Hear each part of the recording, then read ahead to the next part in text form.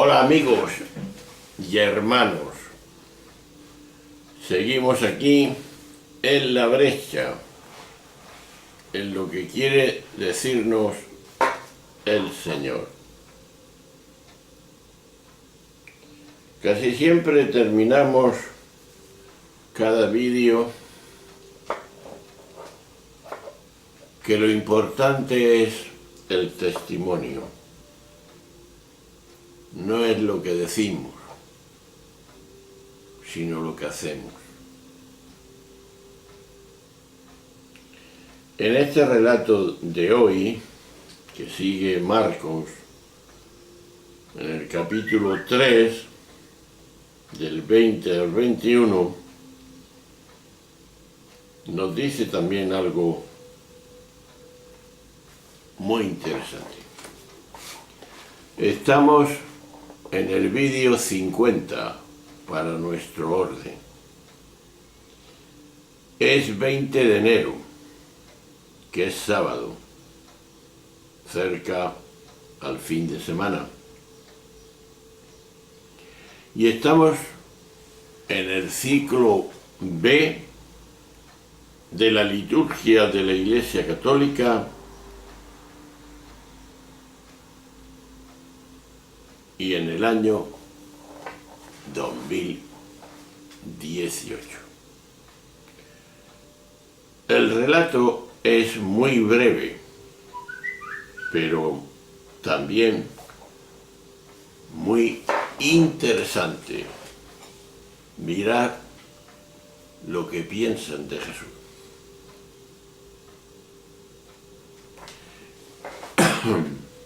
En aquel tiempo volvió Jesús con sus discípulos a casa y se juntó tanta gente que no los dejaban ni comer.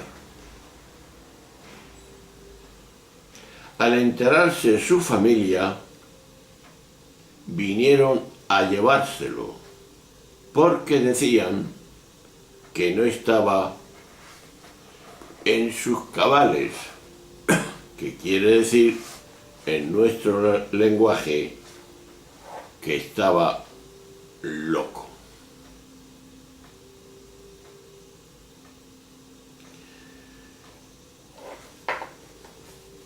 Esta tradición cristiana que hemos heredado cuesta entenderla,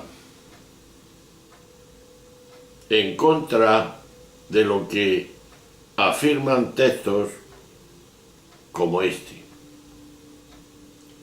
Se haya idealizado hasta el extremo la familia de Jesús.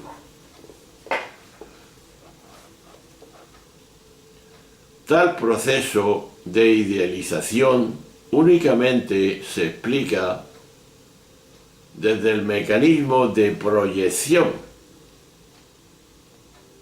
que entiende a adornar o a maquillar la realidad, que es otra distinta, para hacerla coincidir con las propias expectativas.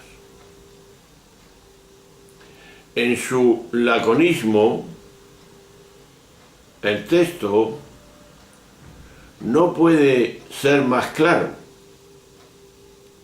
y con seguridad se trata de una información histórica, pues nadie en las primeras comunidades se hubiera atrevido a inventar tal información, de no haber sido cierta.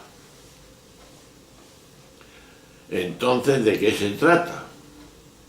Se trata de un comportamiento especialmente duro,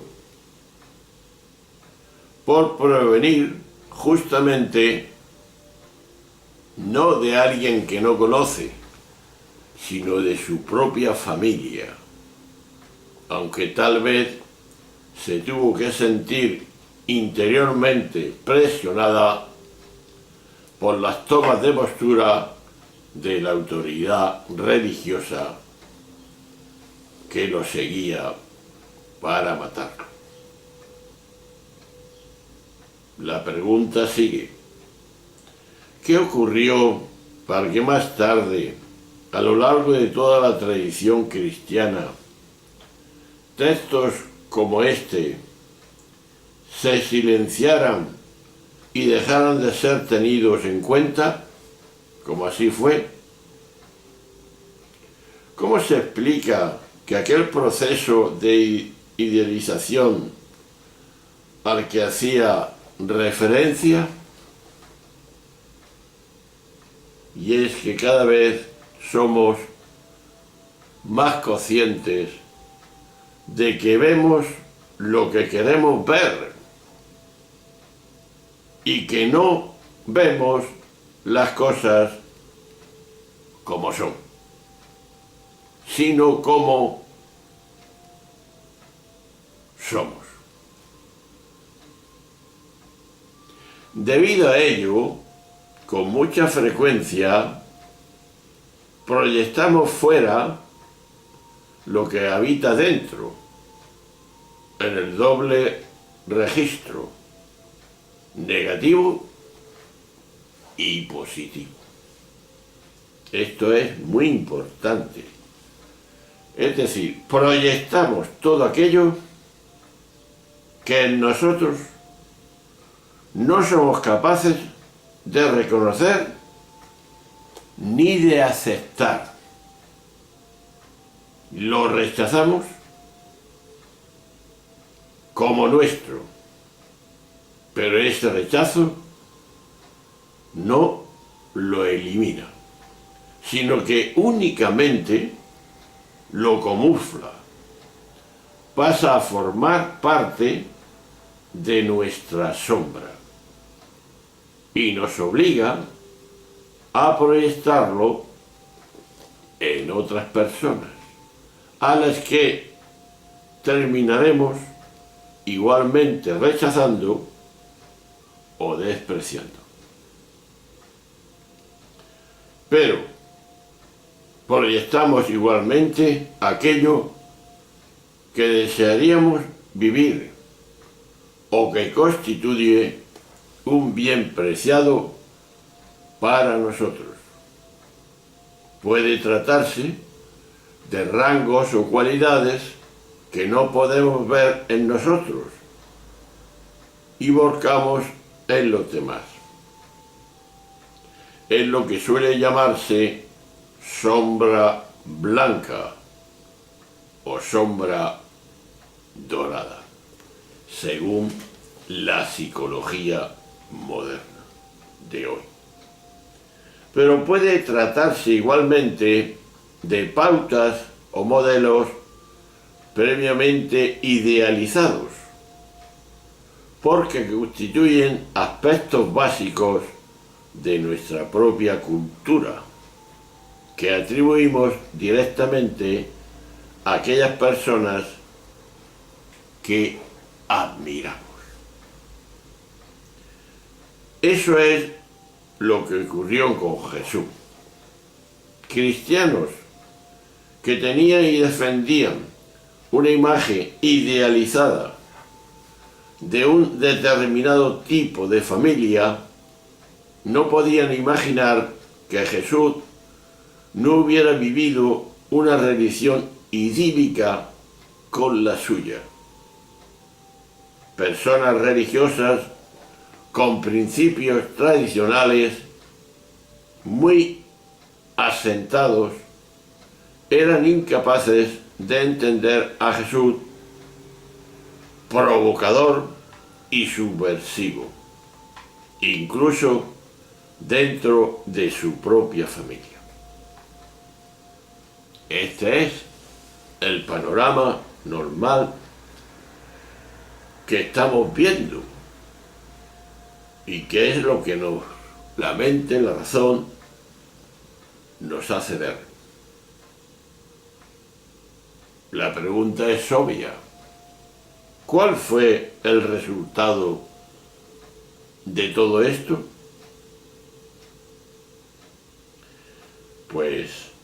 proyectar en él aquellos rasgos que se valoraban en sus respectivos grupos sociales.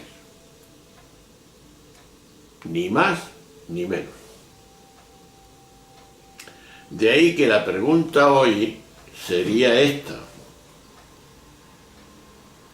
¿Soy consciente de lo que proyecto en los demás cuando digo algo o no? Pues vamos a pisar un poco de tierra para entender un poco más esta situación, este relato tan pequeño, tan corto, pero tan lleno de contenido. No tenían tiempo ni para comer, estaban en favor de los demás. Y también la familia estaba preocupada porque lo tenían, como no estaba en sus cabales, creían que estaba loco.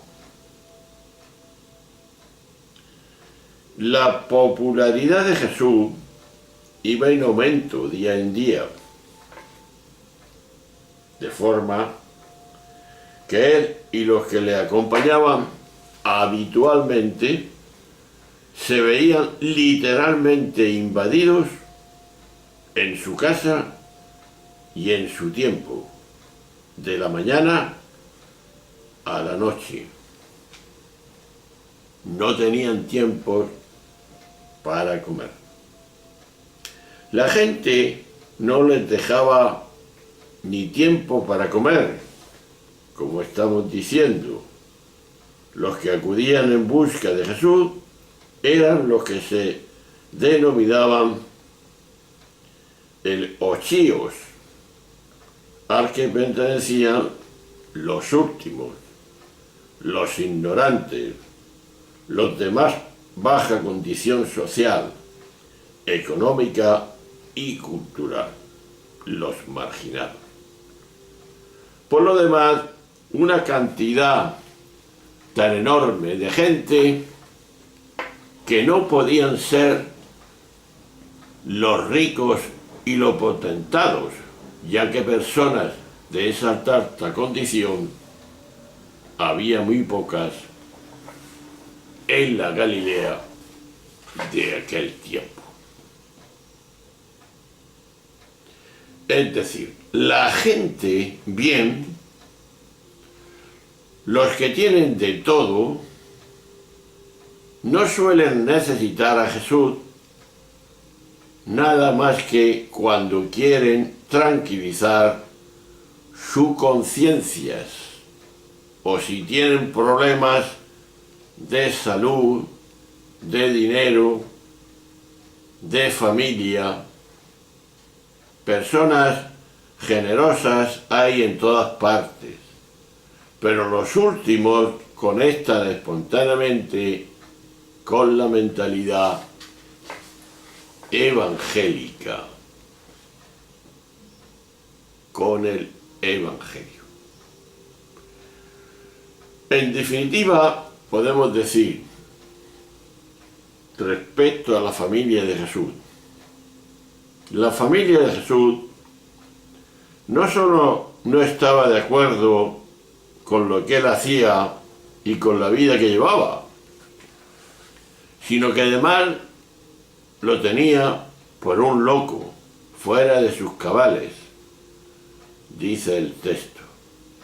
Seguramente se avergonzaban de él. Era una familia religiosa de toda la vida y bien considerada en el pueblo. Nadie en aquella familia había dado tanto que hablar. Y Jesús se portaba de manera que los hombres de orden, que eran los fariseos, andaban diciendo que había acabado con él. Es lógico, por tanto, que los parientes pensaran que Jesús no estaba en sus cabales. Y sabemos que la expresión que usa aquí el relato de Marcos, el oío parantón en griego, aquellos de al lado de él, indica claramente que sus parientes, y lo dice Josefo, es duro para cualquier darse cuenta de que la familia piensa así de uno. Jesús pasó por esta experiencia como se relata cuando fue a su pueblo de Nazaret, que relata Marcos en el capítulo 6, del 1 al 6, o cuando se dirigía a Jerusalén, Juan 7, del 1 al 5. Y te recuerdo también en aquel pasaje que a veces olvidamos, y creo que viene a cuento, que ve cómo y relata cómo era Jesús. Y era aquel pasaje que también la familia, y tiene conexión, creo yo, con lo que estamos diciendo, van a verlo porque cree que está loco. Es otro pasaje que no lo relata Marcos, sino otro evangelista. Toda la familia dice: tu familia está ahí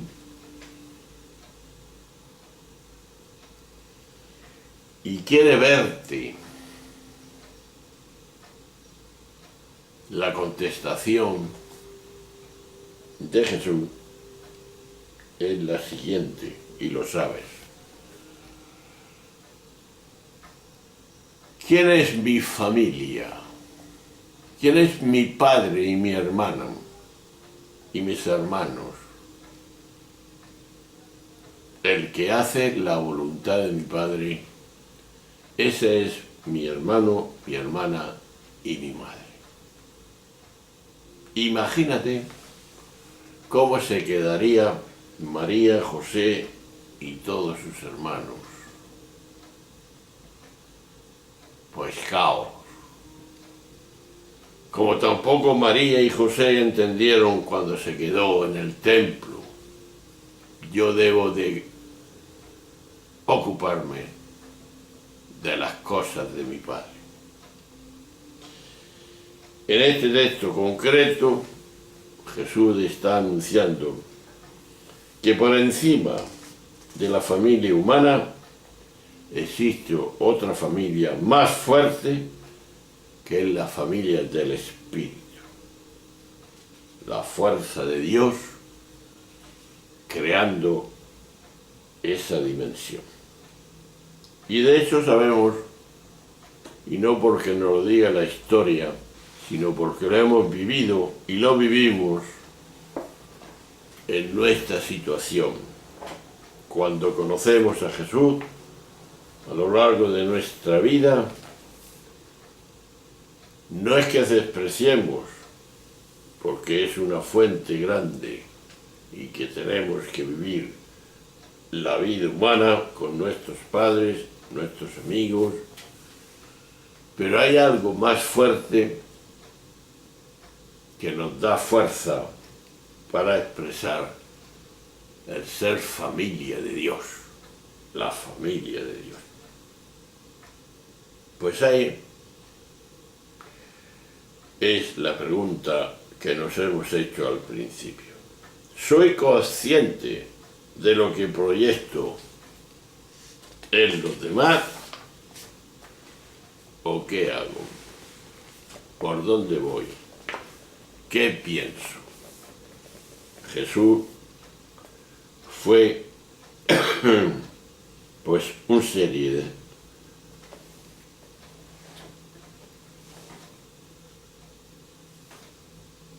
un fuera de serie, vaya.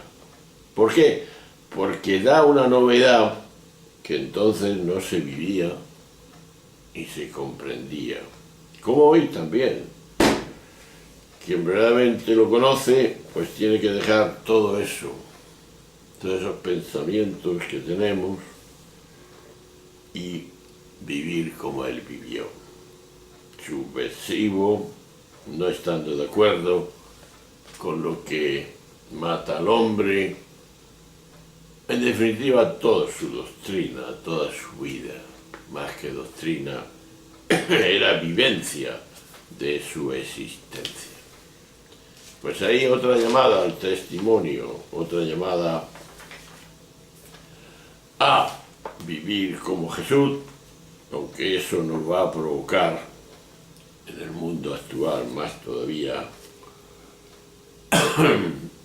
que seamos excluidos, criticados y a veces, tal vez, como le dijeron a Jesús, puede ser que estemos locos.